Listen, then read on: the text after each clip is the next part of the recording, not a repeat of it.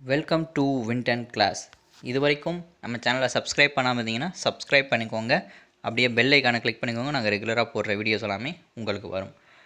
இன்றைக்கி நம்ம வந்து 7th ஸ்டாண்டர்ட் சிவிக்ஸோட செகண்ட் டேர்மில் இருக்கக்கூடிய பாக்ஸ் கொஸ்டின்ஸ் பார்க்க போகிறோம். இந்த சிவிக்ஸ்ன்றது டிஎன்பிஎஸ்சியில் பாலிட்டி அப்படின்னு சொல்கிற யூனிட் 4 சிலபஸ்க்குள்ளே வரக்கூடியது. இப்போ நம்ம பார்க்குறது எல்லாமே ஸ்கூல் புக் வைஸ் பார்க்குறதுனால பாக்ஸ் கொஸ்டின் மட்டும் ஸ்லோவாக தான் பார்த்து போயிட்டுருக்கோம். இதில் வந்து ஒரு 4 பாக்ஸ் கொஸ்டின் தான் இருக்குது இந்த 7th ஸ்டாண்டர்டை பொறுத்த வரைக்கும். ஓகேவா, பார்த்துடலாம். அச்சு இயந்திரம் ஜோஹன்ஸ் குட்டன்பர்க் என்பவரால் 1453 கண்டுபிடிக்கப்பட்டது. அச்சு இயந்திரம்ன்றது ஜோஹன்ஸ் குட்டன்பர்க் அப்படின்றவரனால 1453 வருடத்தில் கண்டுபிடிக்கப்பட்டது. அடுத்து ஊடகத்தின் வகைப்பாடுன்னு பார்த்தீங்கன்னா இதில் ஒரு 5 வகை இருக்குது. என்ன? குறுகிய தொடர்பு ஊடகம், தொலைத்தொடர்பு ஊடகம், அச்சு ஊடகம், இணைய ஊடகம், அடுத்து சமூக ஊடகம் அப்படின்னு சொல்லிட்டு 5 வகை இருக்குது. இதில் பார்த்தீங்கன்னா குறுகிய தொடர்பு ஊடகத்துக்குரிய எடுத்துக்காட்டுகள்லாம் பாருங்கள்.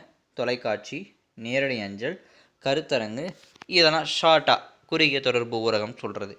தொலைத்தொடர்பு ஊடகத்தில் திரைப்படங்கள், அதுலேயும் தொலைக்காட்சி, வானொலி வரக்கூடியது. இதெல்லாம் தொலைத்தொடர்பு ரொம்ப தூரத்துலேருந்து வரக்கூடிய இதெல்லாம் தொலைத்தொடர்பு ஊடகங்களில் வரும்.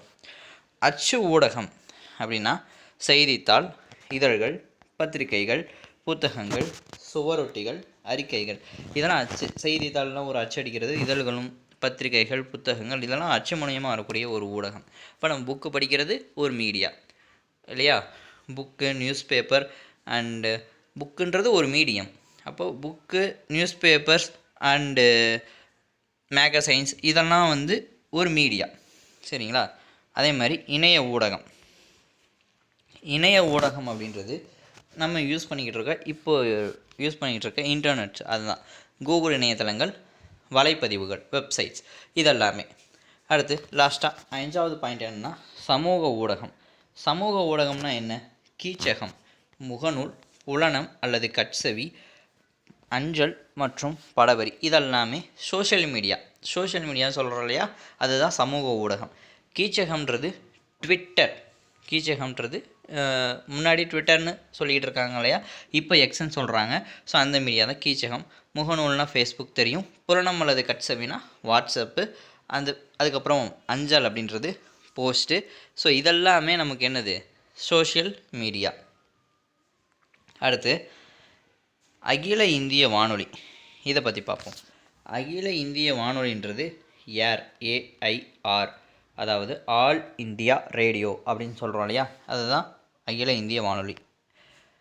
இது வந்து 1939 ஆண்டில் ஆரம்பிக்கப்பட்டது, சரிங்களா? 1939 வருஷத்தில் ஆரம்பித்தது தான் இந்த ஆல் இந்தியா ரேடியோ.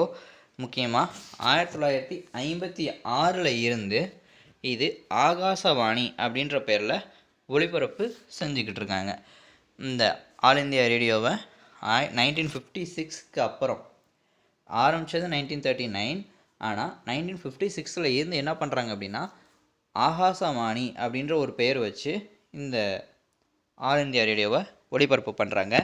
இந்த ஆகாசவாணிக்கு பொருள் என்னென்னா வானிலிருந்து வரும் ஒளி அப்படின்றது தான் பொருள். அதாவது இன்றைக்கி பார்க்கக்கூடிய கடைசி விஷயம் என்னென்னா மக்களாட்சியின் கோட்பாடு. இன்றைக்கி பார்க்கக்கூடிய லாஸ்ட் பாயிண்ட்டு. இந்த மக்களாட்சியின் கோட்பாடை பொறுத்த வரைக்கும் இது ஏற்கனவே நம்ம பார்த்த விஷயந்தான். மக்களாட்சி என்றால் மக்களால் ஆட்சி செய்யப்படுதல் என்பதாகும். இது ஒரு நார்மலாக எல்லாருக்கும் தெரிஞ்ச விஷயம். ஈவன் நம்ம ப்ரீவியஸ் வீடியோவில் பார்த்தோம் இல்லையா? ஆப்ரகாம் லிங்கன் ஒன்று சொல்லியிருப்பார்ல. என்ன சொல்லியிருப்பார்? Of the people, by the people, for the people. மக்களால், மக்களுக்காக, மக்களே நடத்தும் ஆட்சி தான் மக்களாட்சின்னு சொல்லுவாங்க. அதுதான் மக்களாட்சி என்றால் மக்களால் ஆட்சி செய்யப்படுதல் என்பதாகும். இந்த வார்த்தை, இந்த டெமோக்ரஸின்ற வார்த்தை எங்கேருந்து எடுக்கிறாங்க அப்படின்னா 2 கிரேக்க சொற்கள்லேருந்து எடுக்கிறாங்க. ஏற்கனவே இந்த பாயிண்ட் நான் பார்த்துட்டேன், திருப்பி ரீவைண்ட் பண்ணுறேன். இந்த புக்கில் அந்த பாயிண்ட் இருக்கிறதுனால நான் அது சேர்த்து கொடுத்துருக்கேன், சரிங்களா? 2 கிரேக்க சொற்கள்லேருந்து எடுக்கிறாங்க. ஒன்று டெமோஸ், இன்னொன்று கிராட்டோஸ். ரெண்டுமே கிரேக்க சொற்கள் தான். இந்த டெமோஸ் அப்படின்னா மக்கள், கிராட்டோஸ் அப்படின்னா அதிகாரம். சரிங்களா? அவ்வளோதான். இந்த மக்கள் அதிகாரம் இந்த 2 வார்த்தையை வச்சு உருவான வார்த்தை தான் என்னது? டெமோக்ரஸி. அதாவது டெமாஸ் கிராட்டோஸ் ரெண்டையும் சேர்த்து டெமோக்ரஸின்னு இங்கிலீஷ் ஒரு வார்த்தை உருவாகிருக்கு. இது எந்த மொழியில் உருவான வார்த்தைன்னா கிரேக்க மொழியில் உருவானது. இது ஒரு ப்ரீவியஸ் இயர் கொஸ்டின். சரிங்களா?